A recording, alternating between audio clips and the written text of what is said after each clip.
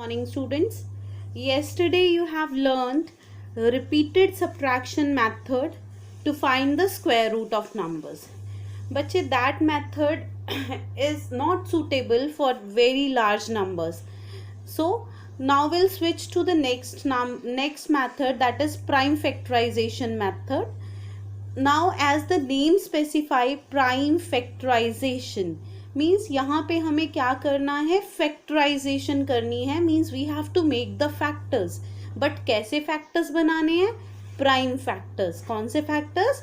Prime factors. Means composite factors are not allowed here. So first of all, what are prime numbers? The numbers having two factors, one and number itself, are called prime numbers. So here we will find the square root of number using prime factors, right? So now I am going to do exercise 6.3 question 4, third part. Number is 1764. So पहले हमने सबसे smallest prime number पे देखना है, because its unit digit is 2. सो ये 2 के table में जाएगा. इसको 2 से डिवाइड किया और इसके ये फैक्टर्स बन गए. देन इसको ये नंबर आ गया. देन अगेन ये वाला नंबर भी इसका यूनिट डिजिट 2 है, तो ये भी 2 पे जाएगा. 441 आ गया हमारे पास. देन इसको ऐड करके देखो क्या बन रहा है, 9. So it will go on table of 3. ऐसे ही फर्दर 49 आ गया हमारे पास, वो 7 के टेबल पे जाएगा. तो हमने इस वे से इसके फैक्टर्स बना लिए. All of you know how to make factors. You are doing it right from 5th class. So 1764 के हमारे पास ये फैक्टर्स आ गए.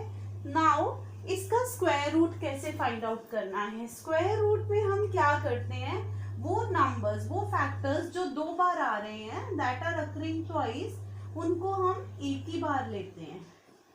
रूट से बाहर निकालने के लिए हमारे पास ये जो स्क्वायर रूट है, ये स्क्वायर रूट से कोई भी नंबर बाहर कैसे आता है? पेयर्स में बाहर आता है. Basically square root is power 1/2, right? तो यहाँ से जो 2 नंबर्स हैं उनको हम सिंगल सिंगल करके बाहर लेते जाएंगे. ये पेयर में था 2 तो बाहर आ गया. 3 भी पेयर में है, ये भी बाहर आ जाएगा रूट से. 7 भी पेयर में है तो 7 भी बाहर आ जाएगा रूट से, राइट? तो रूट रिमूव हो गया क्योंकि सारे के सारे नंबर रूट में से बाहर आ गए. तो हमारे पास क्या आ गया? 3 2 6, 7 6 42. That means square root of 1764 is 42. Now you can imagine कि अगर हमें 1764 का स्क्वायर रूट फाइंड आउट करना होता यूजिंग रिपीटेड सबट्रैक्शन, तो ये कितना टीडियस हो जाता हमारे लिए करना और कितना लॉन्ग प्रोसेस हो जाता, राइट? सो दैट्स व्हाई हमने यहाँ इस कौन सा मेथड यूज किया है? We have used prime factorization method.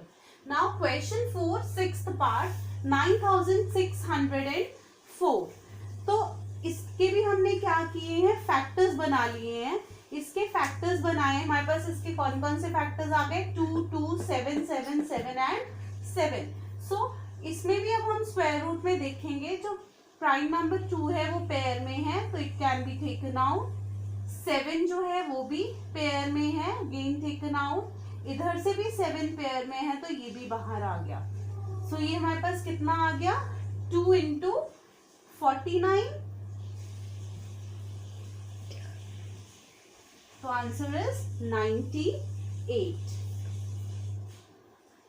All right, is it clear? यहाँ पे ये नंबर इज 9604.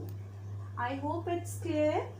नाउ यहाँ से बच्चे, अगर आपको अदरवाइज कोई बिगर नंबर दिया जाए, आपकी क्वेरी थी कि मैम अगर एंड में कोई नंबर है, सपोज किसी नंबर का यूनिट डिजिट 7 है, तो हमें कैसे पता चलेगा वो परफेक्ट स्क्वायर है कि नहीं है? That time I told you ना कि आपने जस्ट अभी बताना है कि इट मे और may not be a perfect square, but आप श्योरिटी तब दोगे जब आप स्क्वायर रूट फाइंड आउट करना सीख जाओगे.